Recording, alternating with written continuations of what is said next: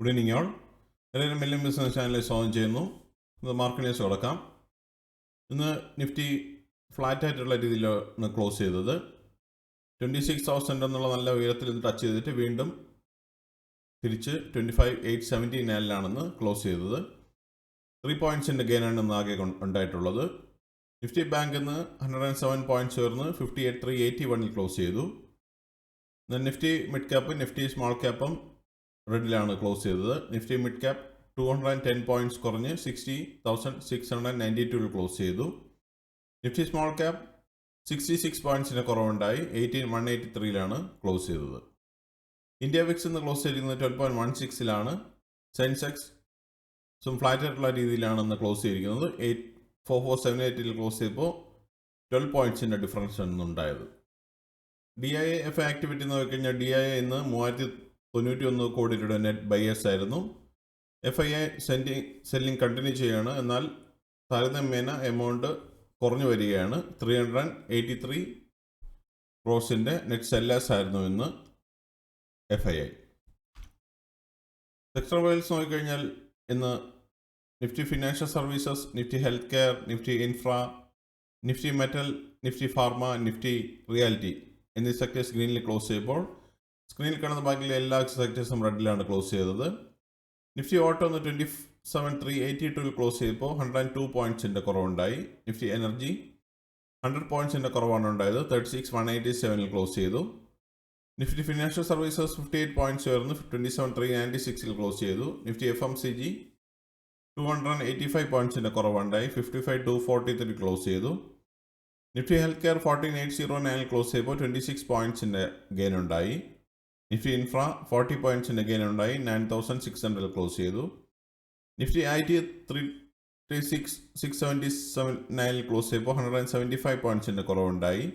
Nifty media 8 പോയിൻറ്റ്സിൻ്റെ കുറവാണ് കണ്ടത് 1,479 close ചെയ്തു.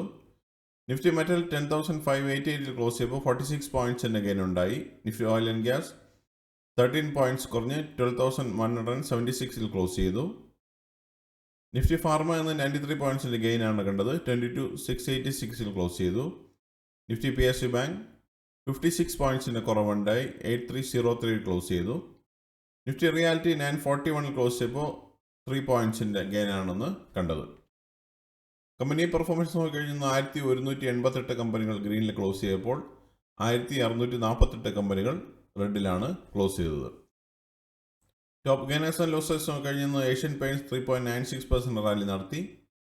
ഹിൻഡാൽകോ 2.21% റാലി നടത്തി.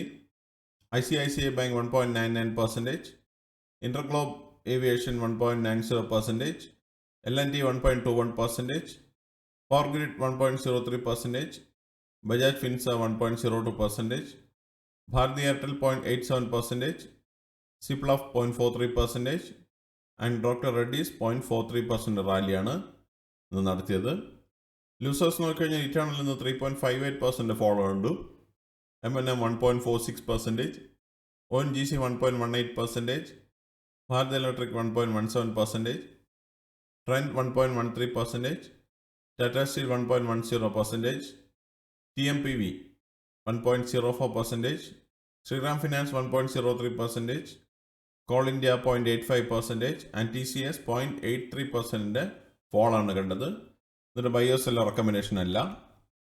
നിഫ്റ്റി ലാസ്റ്റ് 12 മന്ത്സിൻ്റെ മുമ്പിൽ നോക്കിക്കഴിഞ്ഞാൽ കഴിഞ്ഞ നവംബറിൽ 2024 നവംബർ എൻഡിൽ 24,131 ക്ലോസ് ചെയ്ത നിഫ്റ്റി ഇന്ന് 25,879 നിൽക്കുമ്പോൾ 7.24% പ്രോഫിറ്റാണ് കഴിഞ്ഞ 12 മാസം നിഫ്റ്റി കാണാൻ സാധിക്കുന്നത്.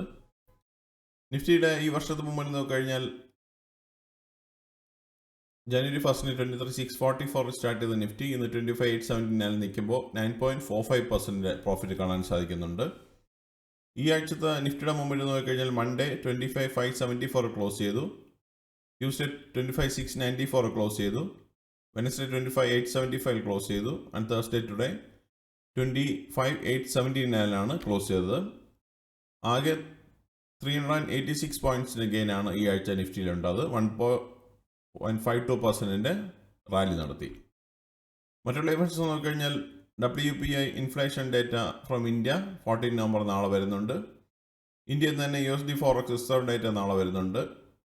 ചൈനയിൽ നിന്നുള്ള ഇൻഡസ്ട്രിയൽ പ്രൊഡക്ഷൻ ഡേറ്റ 14 നവംബർ നാളെ വരുന്നുണ്ട്. ഇതാണ് ഇന്നത്തെ പ്രധാനമായിട്ട് ന്യൂസ് അപ്ഡേറ്റ്സ്. അടുത്ത ന്യൂസ് അപ്ഡേറ്റ്സുമായി നാളെ കാണാം.